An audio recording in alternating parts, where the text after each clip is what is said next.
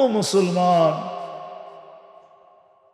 এই জন্য আসেন, তওবা তো করলাম, আজকের থেকে অঙ্গীকার করি যে শিখব, নবীর আদর্শ শিখব, আল্লাহর হুকুম শিখব। শিখবেন? হ্যাঁ, পাক্কা তো? আর আজকের থেকে নামাজ ছাড়বো, পাক্কা? সত্য? নামাজ। আর দুটা কথা বলবো, যদি বাঁচা থাকতে চাই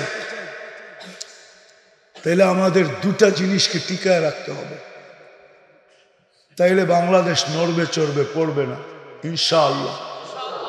আমরা দেখতেছি শতবার ভূমিকম্প আসছে। আমি তো প্রথম সুনামির পরেও আমি দেখছি, আমি 3 মাস পরে ইন্দোনেশিয়া গেছি, 8.5 ঘন্টার ফ্লাইট ছিল আমার। যখন নামছি এইখানে জাকার্তা, 350 কিলোমিটার আমার এই 2 চোখে দেখছি, একটা বাড়িও দাঁড়ানো ছিল। প্রথম যে সুনামি আসছিল ইন্দোনেশিয়া, একটা বাড়িও আমি পাইনি দাঁড়ানো। কিন্তু আশ্চর্যের বিষয় এটা ছিল, 350 কিলোমিটার ভিতরে একটা মসজিদের ভিতরে একটা সুতার দাগও আসে না। আমি চোখে দেখে বলতেছি, শুনে না, কিন্তু হুজুরগো কাছে কিতাবি এলেম আছে, আমার কাছে যা আছে সব চোখে দেখা। 350 কিলোমিটার একটা মসজিদও পড়বে তো দূরের কথা, একটা সুতার দাগও আসে না, কিন্তু একটা বাড়িও দাঁড়ানো ছিল না। বাংলাদেশে আসছে কিন্তু কোনো বিপর্যয় হয় নাই। যতদিন আমরা এই দুটা জিনিসকে ধরে রাখবো, একটা হলো মসজিদ, একটা হলো মাদ্রাসা, যতদিন এটাকে ধরে রাখবো, নড়বে চড়বে ইনশাআল্লাহ, পড়বে।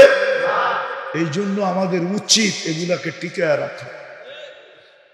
কি রাখবেন? হ্যাঁ, পাক্কা তো? না বাইরে যেয়ে ভুলে যাবেন? হ্যাঁ, আপনি জানেন না, হেফজোখানার ছেলেরা রাত্র 4টার সময় উঠে, সর্বপ্রথম উঠা লাল সবুজের পরিধিটাকে আধ্যাত্মিক সুরক্ষার চাদর দিয়া ডাকে, তারপরে কোরআন পড়তে বসে। এই জন্য বড় বড় ভূমিকম্প বাংলাদেশে যতবার আসছে সব শেষ রাত্রে আসছে, কিন্তু কোনো বিপর্যয় হয় না। দেওয়ালে বল মারলে যেরকম হয়তো পিছে যায়, নাইলে স্লিপ করে ডাইনে বামে যায়, সুরক্ষার চাদর দিয়ে তো এরা ঢাইকা ফেলে। ভূমিকম্প আসলে আর কি হবে? বেদও করতে পারে না, বিপর্যয় ঘটাইতে পারে না। হয়তো পিছে যায়, নাইলে ডাইনে যায়, নাইলে বামে যায়। এই প্রতিষ্ঠানগুলো আমাদেরকে টিকায় রাখতে হবে, মসজিদগুলা টিকায় রাখতে হবে, সাথে সাথে এগুলার সাথে নিজেরা সংযুক্ত হইতে হবে। যত বেশি মসজিদের সাথে সংযুক্ত হব, মাদ্রাসার সাথে সংযুক্ত হব, তত বেশি মেরে দোস্ত কালকে চেহারা দেখানোর সুযোগ হবে, নইলে বড় লজ্জিত হতে হবে। এই জন্য এই মাদ্রাসাগুলা যদি আপনাদের কাছে হাত পাতে, তাহলে খালি হাতে ফেরত দেওয়া উচিত না। আমি তো অনেক দিন ধরে দেখতেছি ইলিয়াস রহমতুল্লাহ আলাই মাদ্রাসা, অনেক দিন ধরে মৌলানাকে বলতেছি, আপনি একটা জায়গা দেখেন না কেন, দেখেন না কেন। উনি রোডের ওই পারে আমাকে একটা জায়গা বলছিল, মনে হয় 7% না কত, 9%। তো আমি বলছি আপনি শুরু করেন, দেখেন কি কয়। কি বলেন, আমরা যদি এরকম শুরু করি, আর যদি আমরা স্কোয়ার ফিট হিসাবে ছাড়ি, যে 10 স্কোয়ার ফিট জায়গার দাম এত, আমরা কস্টিং করব, প্রথমে জায়গা পরে বিল্ডিং, এইভাবে যদি আমরা ছাড়ি কুপন, ইনশাল্লাহ আপনারা সাড়া দিবেন তো? কে কে দিবেন দেখি? হ্যাঁ, মাশাআল্লাহ। কুপন, আমরা কুপন ছাড়বো। মনে করেন একটা কথা, 1 স্কোয়ার ফিটের দাম হলো 1200 টাকা। কি আপনি কি 1 স্কোয়ার ফিট দিতে পারেন না? হ্যাঁ, 10 স্কোয়ার ফিটে এক জায়নামাজ হয়, আপনি এক জায়নামাজের দেন 1000 টাকা যদি হয় তাহলে 10,000 টাকা পারবেন না দিতে? কি পারবেন তো? আরেকটা কথা বলি শেষ করতেছি, ফিলিস্তিনের জন্য আমরা প্রতিবাদও করতেছি, দিলে আফসোসও করতেছি, ঠিক না? এতটুক যথেষ্ট না। আমাদের উচিত ডেলি 2 রাকাত সালাতুল হাজত পড়া। কত? 2 রাকাত পড়া উচিত আমাদের। কতদিন হয়ে গেছে জানেন? আজকে 130 দিন হয়ে গেছে যুদ্ধে। 130 দিন। আজকে কত তারিখ? 15 তারিখ হয়ে গেছে। 15 তারিখ 12টার উপরে বাজে। 130 দিন হয়ে গেছে। 30 দিন না, 40 দিন। 140 দিন হয়ে গেছে আজকে, এই 12টা বাজে।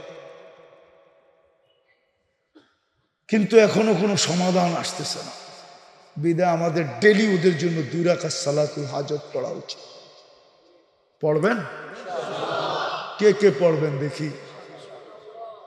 আরেকটা জিনিস, ডেলি আমাদের 2 টাকা সদকা করা উচিত ওদের নামে।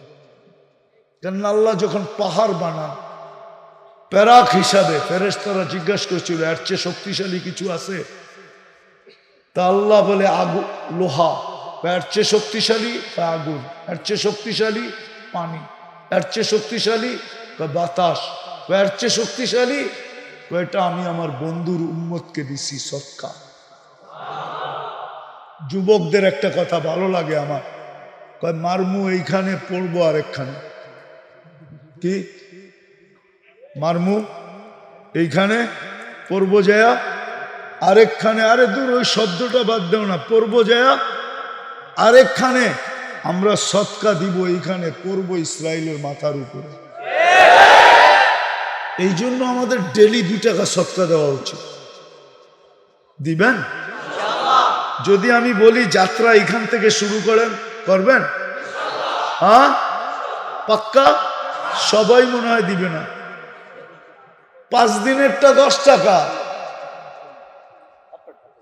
5 দিনেরটা 10 টাকা, 10 দিনেরটা 20 টাকা, 1 মাসেরটা 60 টাকা, 2 টাকা হিসাবে। আর যদি মন খুইলা দেন তাহলে অন্য কথা। চলেন এইখান থেকে যাত্রা শুরু করি, ফিলিস্তিনের জন্য সদকা। এই মাদ্রাসায়, ওটা ফিলিস্তিনে যাবে না, আমিও নিব না, এটা এই মাদ্রাসায় ফান্ড আছে, ওই ফান্ডে ব্যবহার হবে। আসেন ফিলিস্তিনের জন্য সদকা দিই। আল্লাহ যেন এই সদকার উসিলায় আজকে কালকে আমাদেরকে এরকম একটা খবর শোনান যেটাতে আমরা খুশিতে বাগবাগ হয়ে যাই। ভাই মাদ্রাসার ছেলেরা দাঁড়ায় যাও, মাদ্রাসার ছেলেরা, এই মাদ্রাসার ছেলেরা ওই মাথা পর্যন্ত যেতে যেতে রাত পার হয়ে যাবে। পিছন থেকে 2-1 জন দাঁড়ায় যাক, মাদ্রাসার ছেলেরা রুমাল নিয়া, এটা ফিলিস্তিনের নামে নেন আর এইখানে পৌঁছায় দেন। ফিলিস্তিনের নামে এই সদকাটা, ফিলিস্তিনের নামে সবাই দেই, সবাই, যাতে আর উসিলায় আল্লাহ ফিলিস্তিনকে স্বাধীনতা নসিব করেন, আজাদি নসিব করেন। কেউ না যাই, দোয়া হবে তারপরে যাব। কি এটা?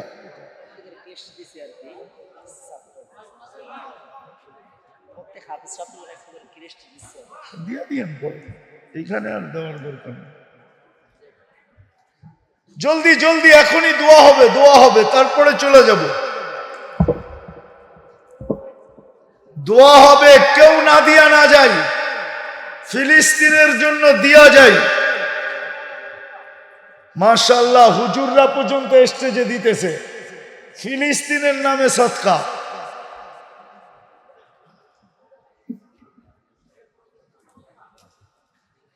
এলোমেলো না হয়ে যায়, এলোমেলো না হয়ে যায়। যদি মা বোনরা দিতে চাই তাও উঠে এখানে পাঠাইতে পারি। ফিলিস্তিনের জন্য সদকা, এখনই দোয়া হয়ে যাবে, উঠাউঠি না করি ভাই, সবাই উঠাই জমা করি এক জায়গায় স্টেজে পাঠায় দেয়। জলদি জলদি জলদি জলদি, 12:30 বেজে গেছে, জলদি। পানি